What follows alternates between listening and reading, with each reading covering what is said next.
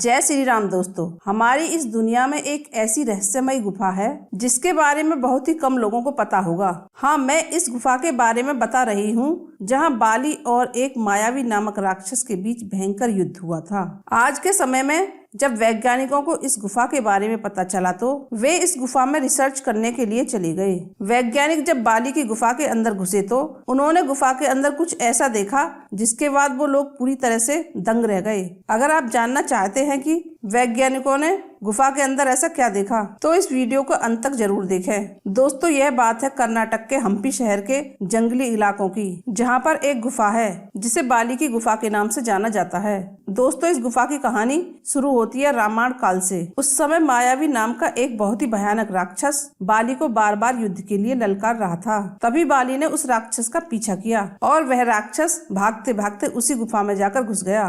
बाली ने उस गुफा के द्वार पर अपने भाई सुग्रीव को खड़ा कर दिया और फिर वो उस गुफा के अंदर उस राक्षस को मारने के लिए चला गया। अब धीरे धीरे करके समय बीतता गया। बाली को गुफा में गए हुए तकरीबन 1 साल बीत गया था। अभी भी जो सुग्रीव था वो गुफा के बाहर ही खड़ा था। सुग्रीव को अपने भाई की बहुत ही ज्यादा चिंता होने लगी। उसने सोचा कि करीब 1 साल बीत चुका है, लेकिन अब तक मेरे बड़े भाई का कोई अता पता नहीं है कि वो जिंदा भी है या फिर मर चुका है। तभी सुग्रीव ने देखा कि गुफा के अंदर से तो खून बह रहा है। सुग्रीव को लगा कि युद्ध में मायावी राक्षस ने बाली को मार दिया है और सुग्रीव को लगा कि यह बाली का ही खून बह रहा है। इसलिए उसने एक बहुत ही बड़ा पत्थर उठाया और गुफा के मुंह पर लगा दिया, क्योंकि उसे लगा कि अगर मायावी राक्षस इस गुफा के बाहर आ गया तो वो गांव वालों को मार डालेगा। लेकिन सुग्रीव को जरा भी अंदाजा नहीं था कि इस युद्ध में बाली नहीं बल्कि वो मायावी राक्षस मारा गया है। दरअसल मैं आपको बता दूं कि वो गुफा इतनी लंबी थी कि बाली को राक्षस को ढूंढते ढूंढते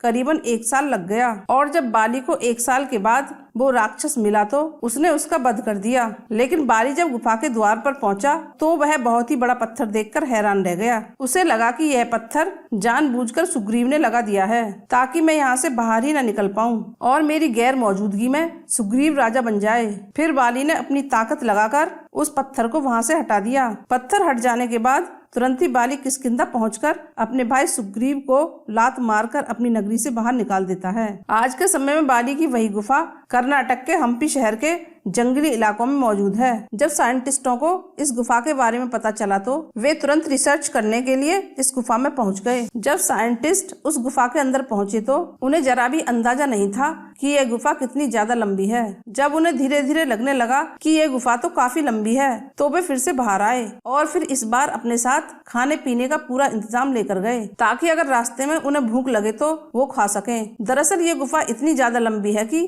बाली को भी उस राक्षस को ढूंढने में करीब 1 साल लग गया था। अब वैज्ञानिक धीरे धीरे करके इस गुफा के अंदर चलते जा रहे थे। वैज्ञानिकों को भी कुछ ऐसा प्रूफ चाहिए था जिससे कि उन्हें सचमुच लग सके कि ये बाली की ही गुफा है। करीब 3 दिन तक वो उस गुफा में ही रिसर्च करते रहे, लेकिन उन्हें कोई भी ऐसा पुख्ता सबूत नहीं मिला जिससे कि उन्हें महसूस हो सके कि ये बाली की ही गुफा है। लेकिन 3 दिन के बाद उन्हें गुफा के अंदर एक बहुत ही बड़ा नाखून मिला जो किसी जानवर के तो नहीं लग रहे थे। उन्होंने तुरंत ही उस नाखून को रिसर्च के लिए भेज दिया। अब धीरे धीरे करके वैज्ञानिक गुफा के और अंदर जाने लगे और अंदर पहुंचने पर उन्होंने कुछ ऐसा देखा जिससे कि पूरी की पूरी टीम दंग रह गई। दरअसल उस गुफा की दीवारों पर अलग ही भाषा में कुछ लिखा हुआ था जो किसी को भी समझ में नहीं आ रहा था। लेकिन वैज्ञानिकों के बहुत ही ज्यादा रिसर्च करने के बाद यह पता चल गया कि वो जो भाषा थी वो आज की नहीं बल्कि आज से करीब 5 से 6 हजार साल पुरानी भाषा है। उन्हें यह भी पता चला कि